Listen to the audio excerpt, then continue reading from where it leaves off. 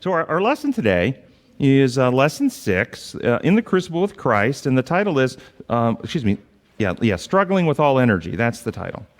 In the first 2 paragraphs, it says, a man and a woman sat together on a talk show. Both had experienced the murder of a child. The woman's son had been murdered 20 years before, and her anger and bitterness were as great as ever. The man was totally different. His daughter had been murdered by terrorists a few years earlier. He spoke about forgiveness toward the killers, about how God had transformed his hurt.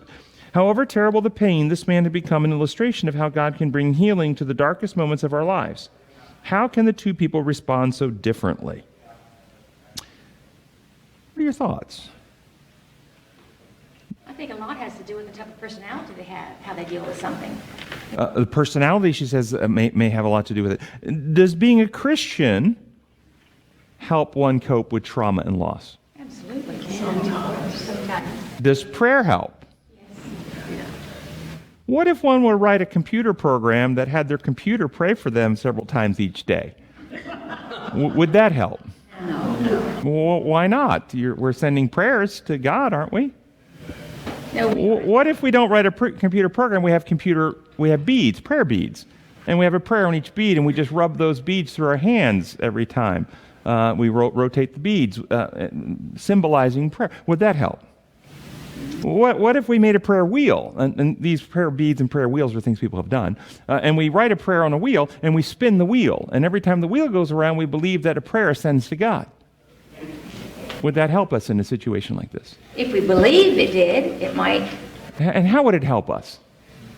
Would it every time a prayer is circles on the wheel, something goes up before God, and God takes note and says, "Oh, this person they spun that wheel for 3 hours. You know, I was going to quit, but they for 3 hours worth of spinning, they deserve some intervention.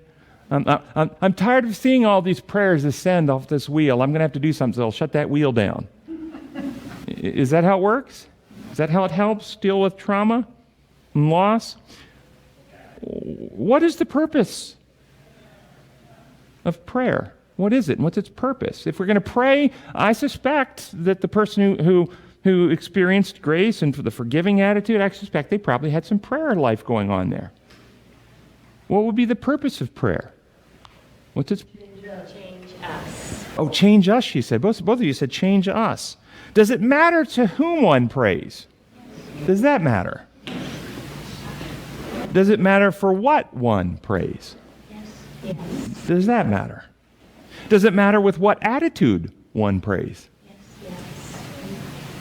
Well, in the aftermath of September 11, 2001, the trauma, and of course the attack of the Trade Center in New York, University of Michigan examined prayer and coping in those who survived that event in New York. 1 year later, they looked at adjustment, and they discovered that those who prayed regularly had more optimism and were coping better with the trauma than those who didn't pray. But then the same university did a study of Muslim refugees from Kosovo and Bosnia who went through the war there, the Bosnia-Herzegovina war. 60% of them met criteria for PTSD from the trauma and the loss, and lost many family members and friends. 77% of them had negative forms of prayer, such as praying that their enemies would suffer and God would take vengeance upon their enemies. They prayed regularly, and they prayed for that. And what they discovered in the study was that the Muslims who had positive forms of prayer, praying with high levels of optimism, with hope, praying for forgiveness, for God's grace, those individuals adjusted better, coped better, had more optimism, more hope. They were healthier than those who had the negative forms of prayer. Is praying alone enough? Does it matter what one prays for?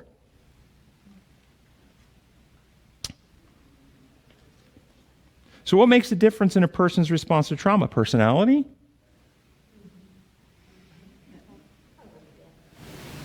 Does the view a person holds about the meaning of what happened, why it happened? Is there a purpose involved? What was God? Does God care, not care? Does he love, does he not love? Was it punishment? Was I doing good work and I got attacked by the enemy? Does it matter how we interpret the events? Yes. And how we cope? Yes, you had a hand up. I've had a lot of issues lately, and I was under stress, and I couldn't eat, and I realized this is not from the Lord. And I just made the choice not to feel that way, the choice not to feel that way, and that this is not what the Lord wanted. And immediately I felt different. Yesterday something happened, and on the phone, I interpreted that as a negative situation. Later, and I couldn't eat my breakfast, and I was just stressed again. I didn't pass that test. Again, and the Lord's helping me to pass it. Later, I talked to someone else on the phone, and they told me, no, it was a different interpretation. And immediately I felt so much better. I said, I should have done it on my own. I didn't need someone else to tell me that. But the Lord loved you enough to have that person call you and help you with it, didn't he? I mean, we about cognitive therapy. We have to do it ourselves. You've highlighted a very important point. I teach my patients this all the time. There are events, things that happen, trauma, and this story's here, children murdered, horrible events. And then there are interpretations of events, how we interpret them. God is punishing me. I can't tell how many people come to me, something traumatic, something negative has happened in their life.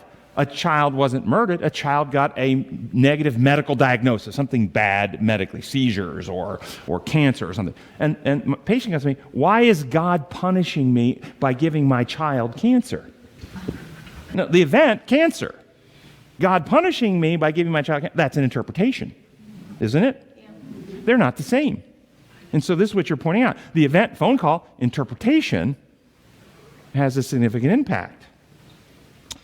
Does the view one holds about God, who God is, what sin is, God's response to the sin problem, the future to come, God's trustworthiness, does our baseline understanding of these things prepare us, in a way, how we'll interpret events when events happen? Absolutely. If one is angry at God because something's happened and it was very hurtful, and your honest response is you're mad at God because of some loss, is it okay to yell at God and tell him off? Yes. Or would that be sin? No. But he already knows your heart anyway. He knows how you feel, even if you don't express it. Oh, did you hear the wisdom of Tina? Okay. So if you're really angry in your heart at God, but you believe it's sin to talk back to God or tell him how mad you are, so you go to him and you pray for all the missionaries in Africa. Do you think you're fooling God what's really in your heart? Okay? And so you think about if your own child was angry at you for some reason, and the reason really doesn't matter. They're angry at you, but you still love them and you want reconciliation, you want to work it out with them. What is it you want for them to do? Communicate. Would you rather they come and tell you how angry? Even if they're so immature and childlike, they can only yell and have a tantrum. Would you rather them still come and interact with you, or would you rather them ignore you and refuse to talk? Interact. Yeah, that's what God wants. As long as we're willing at some point, after we've gotten it off our chest, willing to let him explain and have a conversation with him. What does God want from us? He wants our love and trust. He wants our understanding. And if we're angry at God about something, I can tell you, there's something you're not understanding. There's some way we're interpreting things in a way. Have you ever heard the idea that if God could take you to heaven and allowed you to sit where he sits, looking out over the landscape of the universe and reality, past, present, and future, and you can see what he sees in relation to your life, you would not choose one thing different for your life than he has chosen for you. When I had that idea come to me, it helped me with a lot of difficult moments. Why is this happening? I don't know right now, but do I trust him enough to know that he's got my back? Amen. Yeah. And that's the bigger question. Why does God allow such terrible things as murder to happen in the world at all? Doesn't he have the power to stop all murder? Notice I said power. Doesn't he have power to stop all murder? Why doesn't he? Freedom, but yes.